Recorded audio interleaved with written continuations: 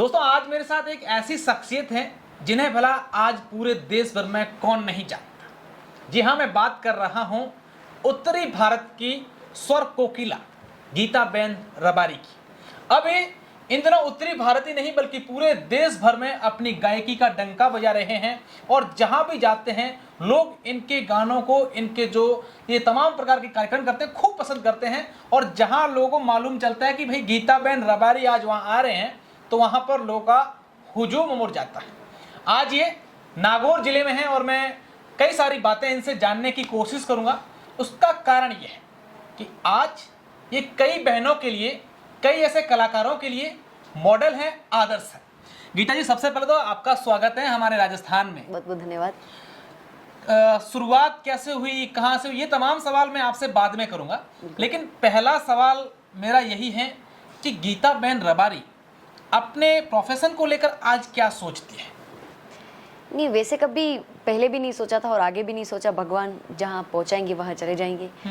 ये भी एक भगवान का दिया हुआ भेंट है। सिर्फ हमारा यही होता है कि अपनी गायकी पे ध्यान देना है, हमें जो अच्छा लगता है वही गाना है। तो अब पहले मैं गुजराती गाती थी फोक, अभी मैंने हिंदी अपनी जो मातृभूमि के जितने भी देशभक्ति गाने हैं, भगवान कृष्ण के, शिव जी के जितने भी डिवोशनल सॉन्ग है, तो मुझे तैयार करने हैं। और आगे मुझे जहाँ जहाँ मेरे भारत के लोग बसे वहाँ वहाँ पे मुझे प्रोग्राम करना है। पर वो प्रोग्राम अगर देशभक्ति के होंगे और भगवान के होंगे तो मुझे ज़्यादा अच्छा लगेगा। अच्छा, गीता जी को भारत के प्रति, देशभक्ति और कहीं ना कहीं भगवान के प्रति काफ़ी लगाव है। क्या शुरू से था या फिर कहीं ना कहीं ऐसा एक ज़िंदगी का मोड़ आ गया कि भाई नहीं, या आपके जैसे ही प्रोफेशन में आप लोग आ गए उसके बाद से लगा कि ये ठीक है, यहाँ से कुछ अच्छा तवज्जो मिल सकता है? नहीं, शुरू से, क्योंकि हमें गौरव है कि हमें भारत की भूमि में जन्म मिला है। और हमारा जो एरिया है कच्छ बॉर्डर, जैसे राजस्थान बॉर्डर पाकिस्तान बॉर्डर से जुड़ता है, तो कच्छ बॉर्डर में हमने देखा है कि भारत में कितनी सुरक्षा होती है और पाकिस्तान में कितनी होती है। तो ये सुरक्षा हमारे देश के जितने भी लोग हैं उनको बनानी है। जैसे हम कलाकार हैं तो हमारा फर्ज है कि हमारे शूरवीरों को हम याद करें। आज के जितने भी युवा हैं तो उनको हम ये याद दिलाएं कि ये भारत की माटी में वैसे वे शूरवीर जन्म लिए हैं, जैसे शूरवीर पैदा हुए, जिसको हमें पढ़ना है, हमें उनके बारे में जानना है और उनके रास्ते चलना है। अच्छा, तो ये हर कलाकार का फर्ज होता है। अच्छा गीता जी, कहीं ना कहीं आपको कभी ये मन में लगता है कि हमारे देश में अलग अलग जो संस्कृति है, हमारे देश की संस्कृति वाला देश रहा है, अगर इस क्षेत्र की उत्तरी भारत की बात करें, चाहे गुजरात की करें, राजस्थान की करें, इधर हरियाणा की अगर बात करें, तो यहाँ की संस्कृति पूरे विश्व में अपनी अपनी अलग एक अलग पहचान। कहीं ना कहीं ये संस्कृति है जो विलुप्त होती जा रही है। लोग कलाकार हैं, उनको कहीं तवज्जो नहीं मिल रहा है, या उनके लिए, कलाकारों के लिए कुछ अच्छा काम करना और चाहिए सरकार को, ऐसा कभी मन में आती है आपके पास? नहीं, अभी एक माहौल चल रहा है कि सबको जैसे अपनी जो पुरानी संस्कृति है, जैसे आज ये जो मैंने कपड़े पहने हैं तो कई लोगों को मैं एकदम गांव वाली लगती हूँ, क्योंकि लोगों को अभी ये ट्रेंड चला कि जींस पैंट में जो अच्छा लगता है, कलाकार वो जो परफॉर्म करता है ऐसे स्टेज ऊपर वो नाचता कूदता है।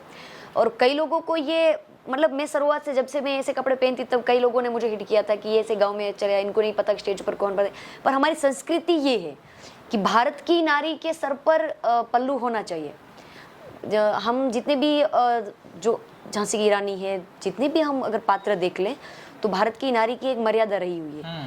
तो ये हमारी संस्कृति है कि हम अपनी संस्कृति को बचाएं। अपनी राजस्थान गुजरात की सिमिलर ये संस्कृति है, क्योंकि सब सर पे ओढ़ते, घूंघट डालते। गुजरात में भी ये प्रथा है, घूंघट डालते। मेरे समाज में भी ये प्रथा है कि सब अभी जितनी भी अभी जो लड़कियां हैं ऐसे सर पे ओढ़ती है, पर मेरी मम्मी, मेरी दादी, मेरी बुआ, वो सब लोग आज भी वो घूंघट डालते हैं। तो अपनी संस्कृति को बचाना हमारा फर्ज है।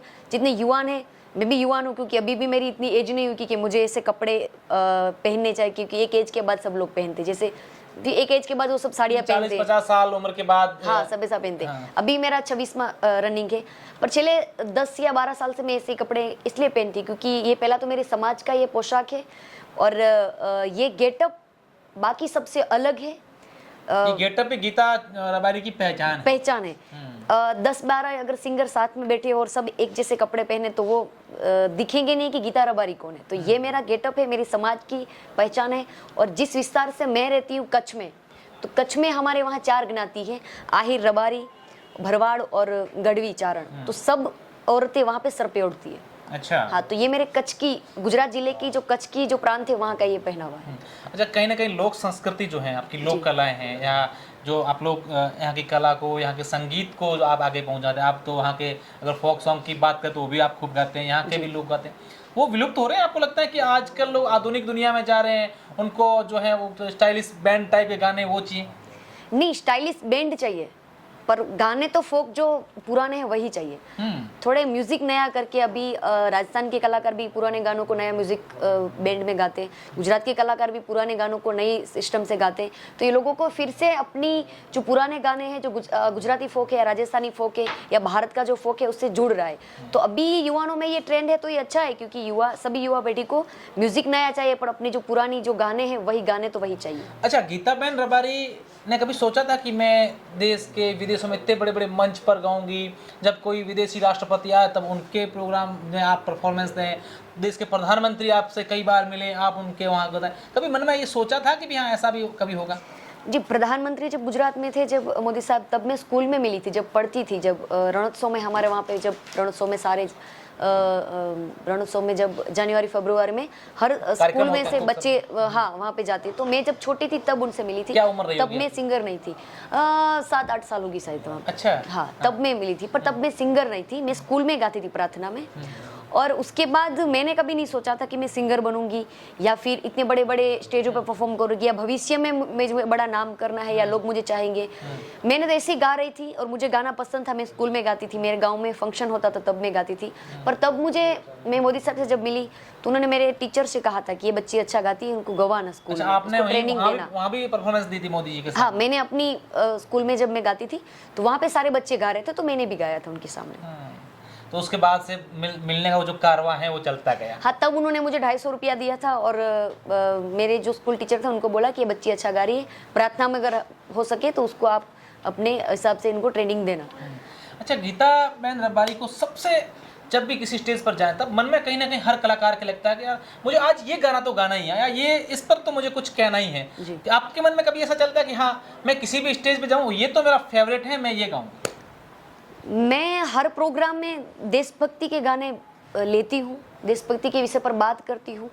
अभी भी मैं हर जगह पे प्रोग्राम में ये बात करती हूँ कि राम मंदिर बन रहा है तो सारे जो राम भक्त हैं उनको जागना चाहिए, क्योंकि 450-500 वर्ष जो संघर्ष लगा हमारे पूर्वज, जिनको ये सपना था कि भगवान श्री राम का भव्य मंदिर बने अयोध्या में, तो ये सपना अब संपूर्ण साकार हो रहा है। तो ये सर्वश्रेय हमारे भारत के यशस्वी प्रधानमंत्री जी मोदी जी, नरेंद्र भाई मोदी जी को जाता है। तो ये सालों पहले भी ये कर सकते थे, जितने भी नेता आए थे जब सालों पहले, जितने भी गवर्नमेंट में थे, तो ये अभी शक्य हो रहा है। तो ये सब हिंदुओं के लिए बहुत जरूरी है, ये ना तो बीजेपी है या कांग्रेस के लिए नहीं है, पर जो भारत के हिंदू हैं उनके लिए ये जरूरी बात है, क्योंकि हमारे भगवान का मंदिर बन रहा है। हमारे गुजरात में महाकाली माँ का पावागढ़ में जो टेम्पल है, सालों बाद वो मंदिर बना, वहाँ पे ध्वज फरकाई, क्योंकि कई सालों पहले जो मुगल आए थे तब वो मंदिर टूट गया था। तो कई ऐतिहासिक बात है जो अभी हो रही है, तो ये सब हमारे हिंदू जितने लोग हैं उनको जगना चाहिए और हमारे युवाओं को जगना चाहिए कि ये अभी हमारे भारत की जो प्रगति हो रही है उसमें सब ना कोई राजकारण हो के उसमें हम बात नहीं कर सकते, पर सारे जितने भी युवा हैं सबको ये कहेंगे कि ये जरूरी है, क्योंकि हमारे धर्म के लिए। राजनीति को धर्म से नहीं जोड़े, आपका मैसेज यही है? हाँ, यही है कि हम सबको एक करते हुए हमारे धर्म से जुड़ना है। अच्छा, गीताबेन रबारी क्या सोचते हैं, गुजरात में, हमारे देश में सब कुछ बढ़िया चल रहा है राजनीति के हिसाब से? हालांकि आपका नहीं, वो तो मेरा विषय ही नहीं है, मुझे नहीं पता, सब लोगों को पता होगा। अगर अच्छा चल रहा है तो अच्छा है, पर सबको दिख रहा है कि सबको अच्छा ही चल रहा है। जैसे मैंने बोला कि मंदिर बन रहा है अयोध्या में भगवान श्री राम का, और आज 23 तारीख को चंद्रयान चंद्रों पर लैंड किया है। हाँ, तो वो लैंड हुआ है। तो ये सब ऐतिहासिक बात है, सालों पहले तो ऐसा कभी हुआ नहीं, तो ये सब अच्छा ही चल रहा है। अच्छा गीताबेन रबारी, मेरे जहन में एक सवाल आ रहा है कि आमतौर पर हम लोग देखते हैं कि कई बड़ी बड़ी सेलिब्रिटी होती हैं, चाहे बॉलीवुड की बात करें या फिर खेल जगत की बात करें, तो वो एक समय के बाद कहीं ना कहीं राजनीतिक दुनिया में आ जाती है। तो गीताबेन ने कभी कभी गाड़ी में सफ़र करते समय या कभी सोते समय या फ्री समय में जब एकांत बैठ रहे, कभी ये आता है कि यार मैं भी एक समय के बाद यहाँ पर अच्छा करने के बाद फिर राजनीति में चली जाऊँ? नहीं, अभी तो मैं तो यही सोचती हूँ कि मुझे राजस्थान के में अभी मैं प्रोग्राम कर रही हूँ तो मुझे राजस्थान के गाने तैयार करने चाहिए। मैं अभी एमपी में जा रही हूँ, अभी मैं यूपी में प्रोग्राम कर रही हूँ, तो मुझे वहाँ का कल्चर जानना है। तो मैं सिंगर हूँ, मैं कलाकार हूँ, तो मेरा काम है कि भारत की संस्कृति को जानना।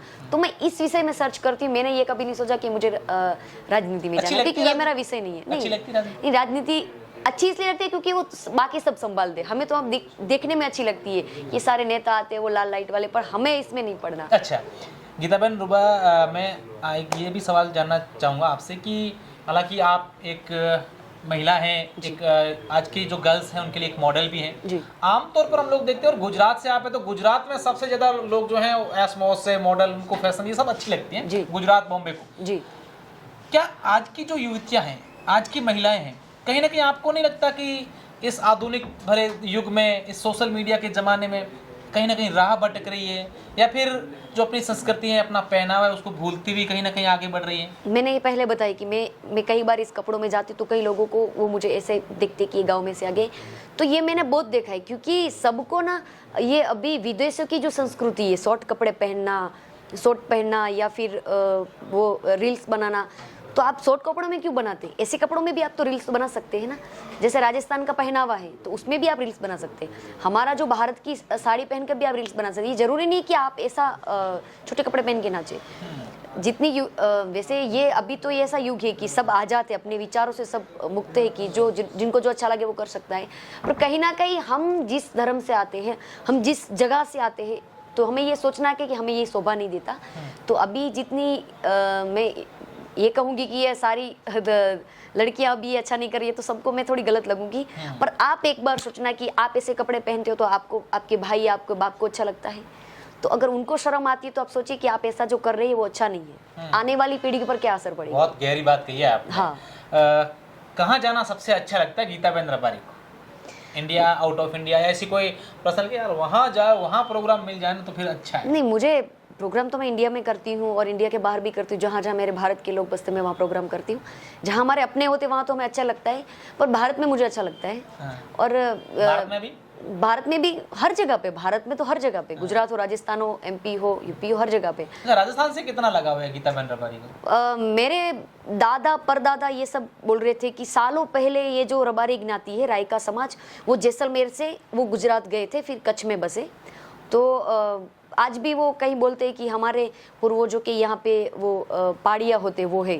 तो मेरे पापा बोल रहे थे कि जैसलमेर के आसपास कोई गांव है तो वहाँ पे हम जाते तो वो पानी नहीं पीते, क्योंकि सालों पहले जब वो मुगल राज था तब वो यहाँ पे अत्याचार हुआ था हमारी बहनों को, या हमारे समाज के कई लोग चले गए थे। तो तब से वो जगह छोड़ दी है। तो आधे रबारी गुजरात में बस गए और आधे राजस्थान में। तो राजस्थान से यही लगा हुआ कि कहीं ना कहीं मेरे पूर्वज यहाँ पे थे। और मैं कच्छ से हूँ तो हमारी कच्छ की भाषा और राजस्थान की भाषा भी कहीं सेम है। कच्छ का संगीत और राजस्थान का संगीत सेम है। तो मुझे राजस्थान में जब आती हूँ तो मुझे अपना सा लगता है। और अब तो मुझे लगता है कि मैंने जन्म गुजरात में लिया है, पर मेरी कर्मभूमि गुजरात राजस्थान दोनों है। अच्छा, अब आपके संगीत को लेकर आपके तमाम बातें होगी। अब मैं आपसे कुछ पर्सनल भी जानना चाहूँगा। गीताबेन रबारी को हालांकि सब लोग जानते हैं, गीताबेन कहाँ से हैं, क्या संगीत है, कहाँ से शुरुआत हुई, लेकिन इसमें अपडेट क्या गीताबेन देंगी कि भाई हाँ अभी मेरी इतने साल पहले शादी हो गई है, परिवार में ये हैं, हम लोग ये हैं, ये कामकाज, या ऐसी कुछ बातें और परिवार में आप बताना चाहेंगे? नहीं, अपडेट तो मतलब देखिए, मैं जिस समाज में आती हूँ तो हमारे यहाँ बचपन में शादी हो जाती है। तो मेरी 17-18 की उम्र थी तब मेरी शादी हुई थी, मेरे मम्मी पापा ने करवाई है। तो ये भी मेरे लिए भाग्यशाली है, क्योंकि एक लड़की जब शादी हो जाती है उसका परिवार अलग हो जाता है। मतलब मम्मी पापा के घर वो क्या बोलते हैं, खुले विचार में होती है, वो जो चाहे कर सकती है। शादी के बाद उसके पर जिम्मेदारियाँ बहुत आ जाती, परिवार की सब सारी जिम्मेदारियाँ आ जाती थी। तो मैं बहुत भाग्यशाली हूँ कि मेरे ससुराल वाले जो लोग हैं वो भी मुझे बहुत सपोर्ट करते हैं। और ये 2016 में मेरी शादी हुई। उसके बाद 2017 में ये सारे गाने आए मेरे हिट, रोना शर्मा है, एक रबारी है, माता आशीर्वाद है, बहुत सारे गाने। तो मेरे राजस्थान का भी ये गाना आपने तो काफी फेमस कर दिया, वारी जाऊं रे बलियारी जाऊं। हाँ, ये गुरु वंदना है जो मैंने गाई, पर गुरु की कृपा हो गई मुझ पर और सब लोगों तक मुझे ये इस गाने से, गुरु भक्ति से सब लोगों के दिल में जगह मिली। तो मेरे परिवार का मुझे बहुत सपोर्ट रहा है। मेरे मम्मी पापा की तो मैं सिंगल डॉटर हूँ। तो पहले से वो तो मुझे लाड प्यार में बड़ी की है। तो मेरे भैया नहीं है, मैं एक ही हूँ। मेरे भाई, छोटा भाई था, वो मैं जब छोटी थी तब वो भगवान के पास चला गया। तो मैं सिंगल डॉटर हूँ। तो पहले से मुझे, पहले तो जब मैं छोटी थी मुझे एक बेटे की तरह ही मेरे उछेर हुआ है। 10-12 साल तक तो मैं ऐसे बॉयकट, मेरे बाल थे, मैं लड़कों के कपड़े पहनती थी, तक मुझे ऐसा लगता कि मैं लड़का ही हूँ। उसके बाद जैसे जैसे हम बड़े होते, बाद में पता चलता है कि हम समझ बेटियां आए, हैं, समझ आते हैं। तो मेरे परिवार ने मुझे बहुत सपोर्ट दिया है। मेरी माँ ने, मेरे पापा ने मेरे साथ प्रोग्राम में आते थे। मेरा समाज है, जिस समाज में बहुत मर्यादा होती है, बेटियां पढ़ती नहीं है, और कलाकार की बात तो कुछ अलग ही होती है। तो मैं कच्छ में पहली ऐसी लड़की थी रबारी समाज में कि मैंने ये प्रोग्राम, स्टेज प्रोग्राम चालू किया। कभी सामाजिक ताने बाने आड़े नहीं आए? नहीं, उनको ये अलग लगता था कि ये हमारे समाज में तो ऐसा कोई गाता नहीं था। कच्छ में कच्छ एक अलग प्रकार का विस्तार है कि जहाँ लड़कियाँ हमारे मालधारी समाज में से नहीं गाती। मतलब ये गाना, ये स्टेज पर जाना, जैसे नॉर्मल लाइफ होती है, घूंघट डाल के सबको ऐसा ही रहना है, घर संभालना है। तो पहले थोड़ा ऐसा सबको लगता था कि अगर ये कुछ अलग करेगी तो पूरे समाज की बेटियों पर असर पड़ेगा। तो कई लोग मेरे पापा को बोलते थे कि आपकी बेटी अब छोटी है, इसको ये सब मत करवाओ, या इसकी शादी करवा दो, या फिर ये शादी नहीं करेगी, आगे जाके ये क्या करेगी, ऐसा नाम होता है, खराब करेगी, नाम समाज खराब, का, हाँ, परिवार समाज का नाम का। तो ऐसे कई लोग होते हैं, वो बोलते थे। पर मेरी मम्मी पापा को तो विश्वास था, और आज मेरा समाज मुझे बहुत सपोर्ट करा है, उनको प्राउड होता है, बहुत गर्व करता है।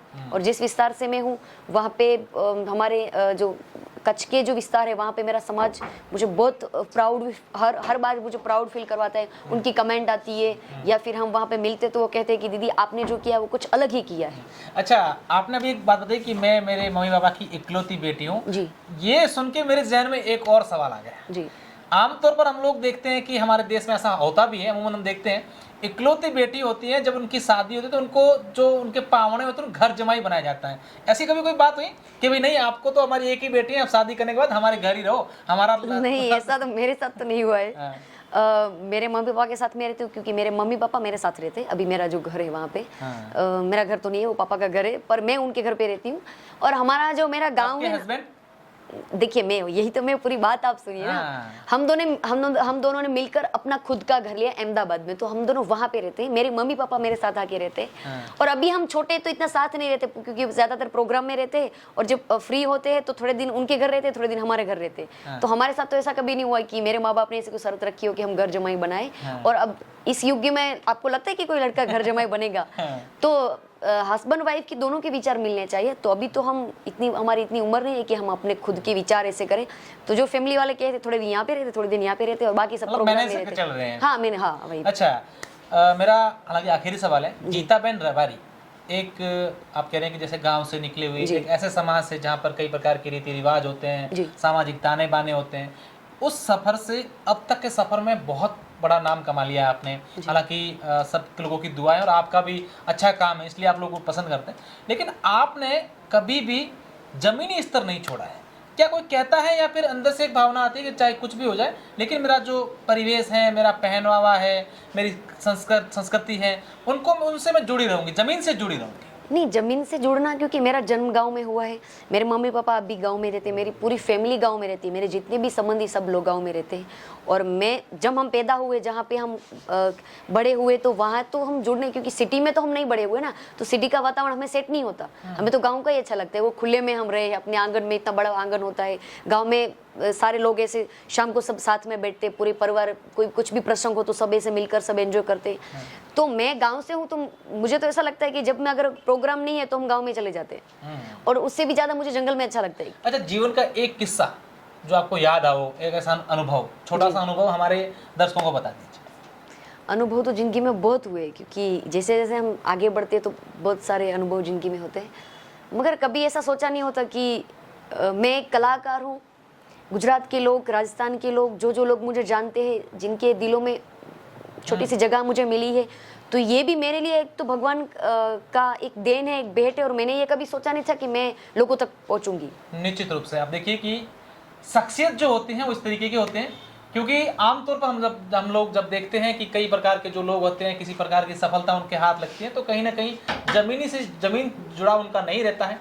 गीता जी से हम सब लोगों को सीखना चाहिए, हमारी बहनों को सीखना चाहिए, और तमाम लोगों को इनसे एक प्रेरणा लेनी चाहिए। बहुत बहुत शुक्रिया, धन्यवाद।